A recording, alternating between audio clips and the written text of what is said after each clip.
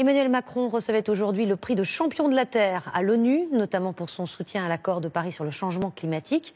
La France est pourtant loin d'être totalement exemplaire en matière de lutte contre le réchauffement et la pollution.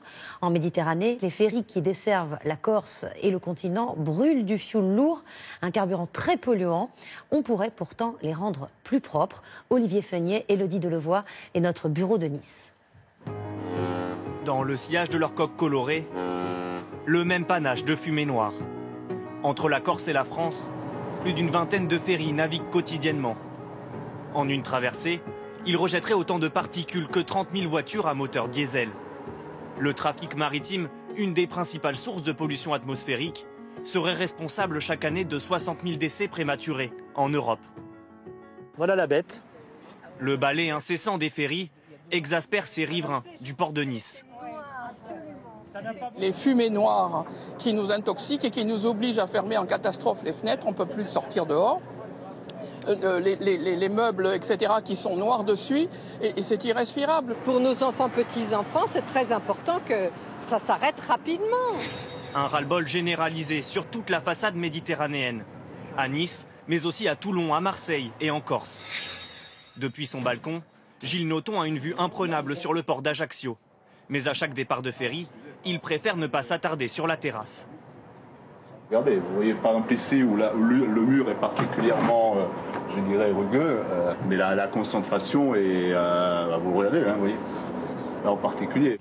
Gilles Noton a rejoint un collectif de riverains qui a effectué ses propres relevés il y a 3 mois. Alors, c'est vrai qu'il y a beaucoup de plaintes. Résultat, une pollution atmosphérique 12 fois plus élevée à chaque passage de ferry.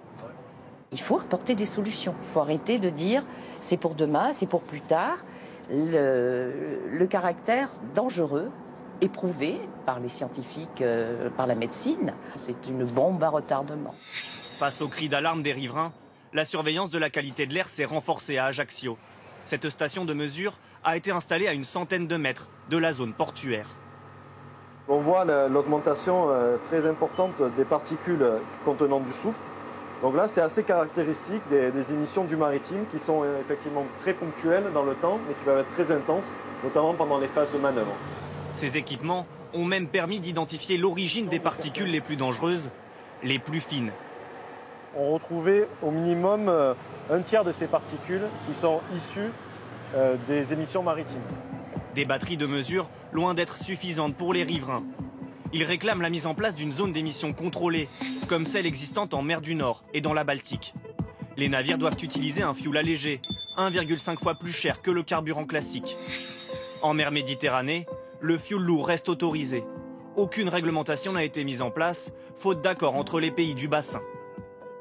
Les contraintes environnementales de la France ne sont pas les mêmes que celles de l'Algérie, d'Israël ou de la Grèce. Et c'est ça qu'il faut arriver d'abord à faire. Demain, on vous impose une réglementation stricte sur la France et chez nos voisins, elle n'est pas stricte, on peut fermer le port. Malgré l'absence de consensus, certaines compagnies maritimes décident de réduire leur consommation de fioul. Elles utilisent des modes d'alimentation plus écologiques, mais seulement quand les navires sont à quai. Il y a 7 mois à Marseille, nous avions filmé ce bateau relié au réseau électrique du port à l'aide de ces câbles. À Ajaccio cette année, l'armateur expérimente pour la première fois un générateur au GNL, du gaz naturel liquéfié, un carburant beaucoup moins polluant. Un groupe au GNL, il y a 100% d'oxyde d'azote en moins, il y a 20% de CO2 en moins et il y a 99% de particules en moins par rapport à un groupe électrogène fonctionnant au diesel.